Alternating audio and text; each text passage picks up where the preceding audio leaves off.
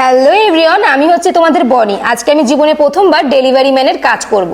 তো আজকে বিকাল 4টেয় আমার ড্যান্স ক্লাস ছিল। তখন প্রায় 2:40 বাজে। হঠাৎ আমার দাদা বললো চল একটু বেরোই, একটা কাজ আছে।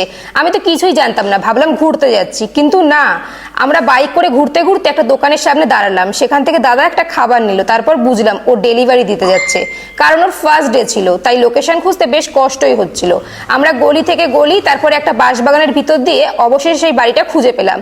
সত্যি বলছি, তখন বুঝলাম ডেলিভারি ম্যানদের কতটা কষ্ট। তারপর ডেলিভারি দিয়ে বেরিয়েই আমি দাদাকে বললাম, এতক্ষণ ঘোরালি, কিছু খাওয়াবি না? তারপর দাদা আমাকে একটা চায়ের দোকানে নিয়ে গেল। চাটা এত ভালো ছিল যে না খেয়ে থাকাই যাচ্ছিল না। তারপর আমি বললাম চল একটা আইসক্রিম খাই। ও বললো আমার কাছে টাকা নেই। শেষে আমি 10 টাকার দুটো আইসক্রিম কিনে একটা নিজে খেলাম আর একটা দাদাকে দিলাম। এরপর আমি আমার ড্যান্স ক্লাসে ঢুকে পড়লাম। তো এই ছিল আমার প্রথম দিনের ডেলিভারি এক্সপিরিয়েন্স। তো তোমাদের ভিডিওটা কেমন লাগলো? ভালো লাগলে কিন্তু অবশ্যই আমাকে কমেন্টে জানিও। সবাই খুব ভালো থেকো আর সুস্থ থেকো।